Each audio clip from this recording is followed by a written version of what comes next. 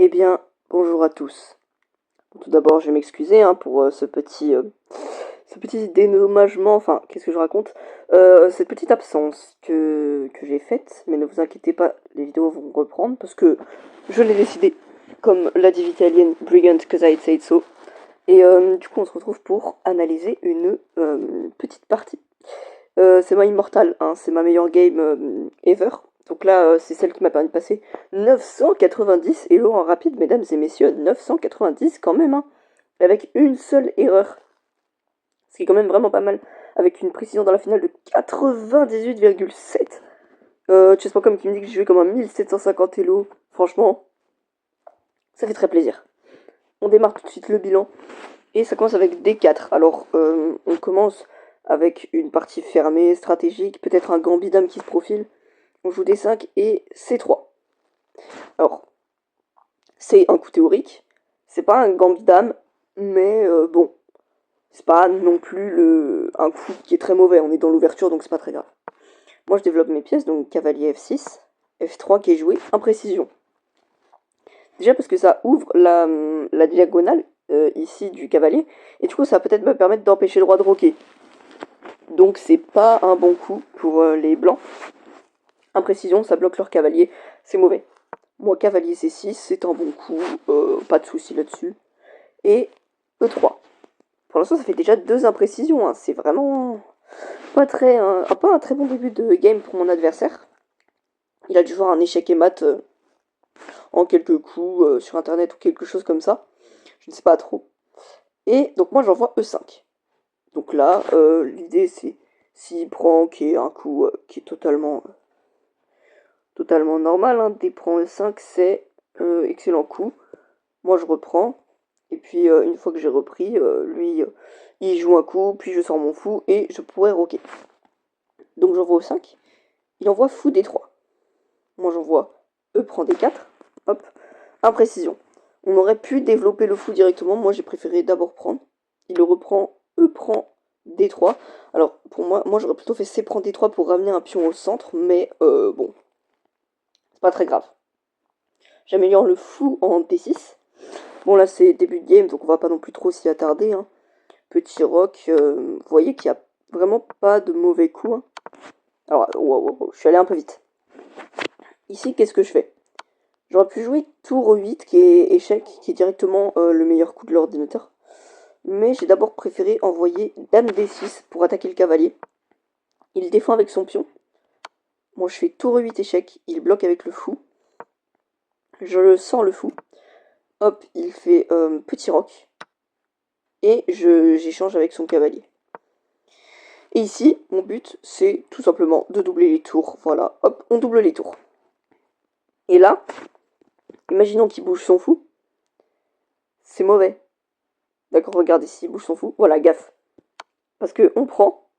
Et là, il y a reprise de la dame, reprise de la tour, reprise de la tour. Et au final, on a une dame contre une tour. Donc, on a totalement gagné la qualité. Et donc, une fois que j'ai joué tour 8, et on joue roi F2 pour protéger sa tour en cas d'échec. On pousse, on attaque son cavalier. Vous allez vous dire que mon roi est dans les courants d'air, mais sa position est très fermée, tandis que la mienne est plutôt ouverte. Donc moi, ça me fait du bien. Et là, dame 6. Et là, c'est le canon d'Alekin. Ou l'attaque d'Alekin, comme vous voulez. La tour, non, les deux tours et la dame sur la même colonne. Attaque d'Alekin. Magnifique. Donc là, il recule son fou. Qu'est-ce que je fais? Dame F5, meilleur coup selon l'ordinateur. Tour prend E7. Tour prend E7. G4. Jusque-là, la position était à peu près égale tout le long de la partie. Et il envoie G4. Et c'est mauvais. Parce que là, il y a un coup qui est magnifique. Cavalier prend G4. Échec. Et là, on pourrait se dire, mais le pion, on peut juste reprendre. Sauf que non, la dame cloue le pion. Donc on a gagné un pion. Et c'est à partir de là que la position commence à dégénérer. Ici, on a roi G3 qui est joué.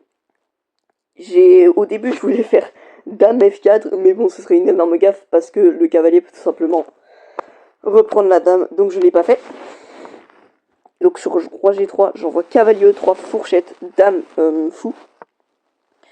Et dame D2 qui est joué. Cavalier prend F5, cavalier prend F1, imprécision. Tour prend F1. H5. Roi G2. Et là, je vois G4. L'ordinateur aurait préféré que je joue cavalier D8, je sais pas trop pourquoi.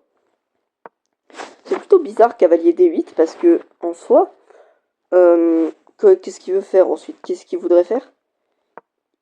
Il voudrait redéployer le cavalier. Ouais, bon, l'ordinateur donne toujours des coups un peu bizarres, mais il voudrait redéployer le cavalier en E6, je suppose, pour aller faire une attaque sur le roi adverse.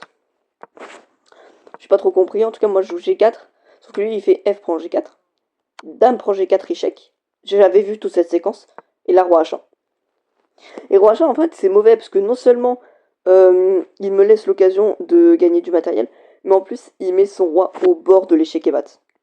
Et là, le coup que je joue, qui est le meilleur coup dans cette position, très bon coup, le seul coup valable, tour E2. Parce que là, imaginons, il décale sa dame, il y a tout simplement échec et mat. C'est pas compliqué. Et alors du coup, sur tour E2, mon adversaire prend du temps pour réfléchir, et là, il envoie tour G1. Sauf que moi, je fais dame prend G1 échec, roi prend G1, tour prend D2. Et là, j'ai gagné une tour.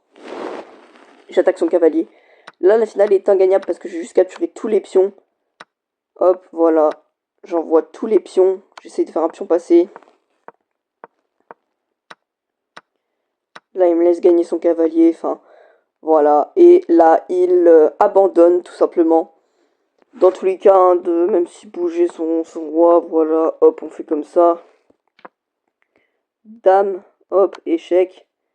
Et là, c'est mat en 1. Et dans tous les cas, on aurait gagné. Donc, en fait, c'est une partie qu'il a très bien joué. Mon adversaire a très bien joué. Jusqu'au coup... Le coup qui a fait basculer la partie dans une position perdante pour lui, c'est G4. Après, G4, c'est une gaffe, mais en même temps, c'est pas trop une gaffe, parce qu'en soi, il perd juste un pion sur cavalier prend G4. La vraie gaffe, c'est vraiment roi H1. Parce que là, ça fait perdre la dame ou une tour, et tout simplement, bah, c'est trop facile de gagner là-dessus. Voilà, alors j'espère que ça vous a plu. Hein. Je vous laisse là-dessus. Je vous laisse là-dessus et on se revoit très vite pour une prochaine vidéo. Et voilà, c'est tout. Merci à vous d'avoir regardé. Salut. Rock your body.